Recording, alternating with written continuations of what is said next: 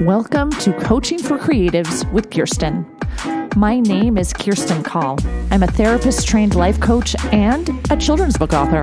Together, we'll get the drama out of our lives and onto the page. Let's get started. You are listening to episode 25, Other People's Opinions of You. Everywhere I live, I start a book club. I moved 8 times within the first 12 years of my marriage, and I started a book club in every place. I can get pretty passionate about books, not surprisingly. I vividly remember a particular book club in Lancaster, Pennsylvania, when I was in my early 30s, where one of my best friends surprised me with an impatient huff. "You are so intense." This was not the first time I'd been called intense, nor would it be the last time I was called intense. And I'm sure there will be many more moments like these in my future. But it was the first time I'd been called intense where I didn't shrink inside a little. Previously, this comment would get me wondering things like, am I too intense? Does my intensity make me unlikable? Should I tone myself down? But this time, for some reason, I accepted the comment for what it was, an observation of a truth about me. My friend said, "You are so intense." And I responded with confidence. I really am, aren't I? Being called intense had always been a little traumatic in the past, but this time I owned it. Instead of wondering if I should tone myself down, I embraced my intensity with thoughts like, yes, I certainly am intense. This is my authentic self. If I am too intense for this person, then maybe she's not my person. I'm not certain why my thoughts around this comment shifted so dramatically.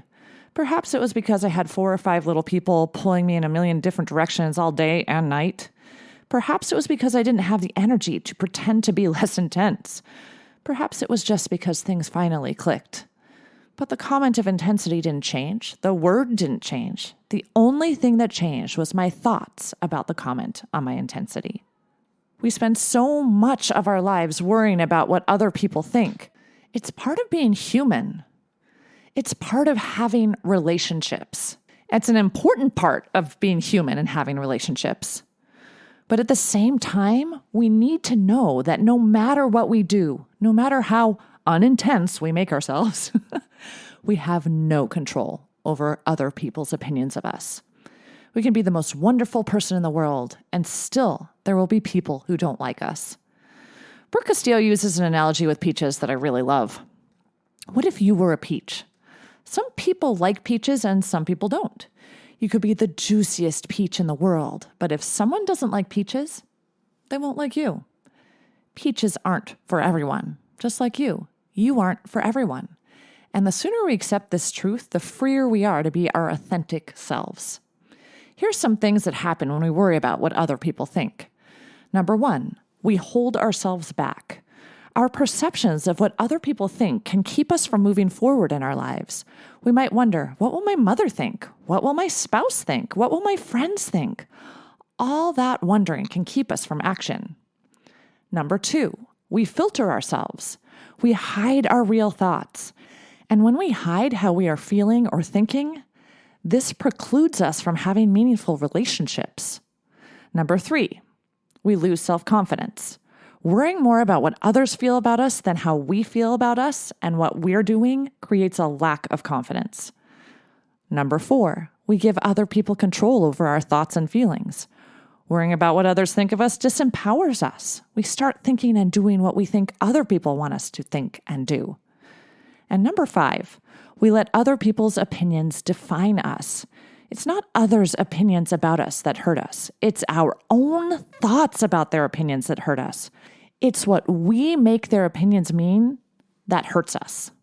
So, how do we escape this very normal human desire to worry about other people's opinions of us? Here are some thoughts that help me. Number 1, recognize you have no control over how people interpret you. People will judge you because of your eye color, your weight, what you wear, the car you drive, the things you say, the things you do, your career, your family, your children, your house. And if you are talking to a group of people, let's say you're telling a story to 8 people, each of those people will have a different opinion of you. Some people might love you because you remind them of their best friend. Some people might be annoyed by you because you talk like their 4th grade teacher who they hated. If people's opinions about you were about you, all 8 people would have the exact same opinion of you. And they don't. They just don't. Which leads me to number 2. Other people's opinions about you have nothing to do with you. It's about them. Every opinion they have is made up of factors that have nothing to do with you. Their background, their past experiences. For example, I usually wear literary dresses to writing conferences. I love my literary apparel. It's one of my hacks for getting myself out of my introversion. People will usually comment, and then we can have a little mini conversation and connect in some way. There are some people who absolutely love my literary clothes, and I'm sure there are some people who are annoyed by my literary clothes, and perhaps they even think I'm making a spectacle of myself. I actually have a yellow dress with spectacles all over it, and I sometimes joke that I am making a spectacle of myself in a bright yellow dress. But I'm the same person in the same clothing, whether the opinion of my clothing is positive or negative or in between. Number 3, allow people to be wrong about you. I love the thought. It's okay for people to be wrong about me. It's really helped me in my life. Number 4, give people permission to not like you. If someone doesn't like you, it doesn't mean anything is wrong with you. Sometimes people don't like me. Sometimes I don't like me. And that's okay. Remember, peaches aren't for everyone. Even the juiciest peach isn't for everyone. You aren't for everyone, and that's okay. Number 5, give people permission to judge you. It's natural for human beings to judge. We are constantly being judged, so it's helpful to just acknowledge it. Acknowledging it makes it less heavy. Yes, we're being judged no matter what we are doing. So focus on being the person you want to be, not the person you think other people want you to be. Which leads me to number 6. Ask yourself, do I approve of myself? This is the real work. Stop looking for the approval of your family or friends or acquaintances and figure out how to approve of yourself. That's really the only approval you need. Number 7, give yourself permission to feel worthy no matter what anyone else says or does. Because you are worthy. Whether you are sitting on the couch doing nothing or checking off the boxes on your to-do list like a boss, you are completely worthy. You cannot please everyone, but you can choose to acknowledge your own worthiness in the face of criticism or any opinion from outside sources. Criticism itself is not painful. I mean, it can be so devastating, right? But criticism itself is not painful. It's when we make it mean something about ourselves. That's what makes it painful. So, as you're thinking about other people's opinions of you, remember, if someone says something bad about you and you don't know about it, you aren't hurt. You don't feel anything, right? It's learning about those opinions and then making it mean something that hurts you.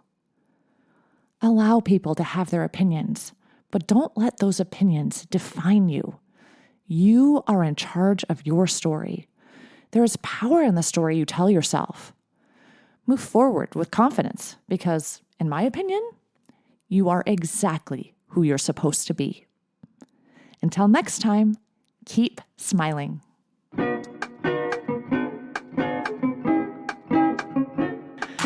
If you like what you've heard, check out my Get Yourself Unstuck program. Go to KirstenCall.com. That's KirstineCall.com and schedule a free consultation today.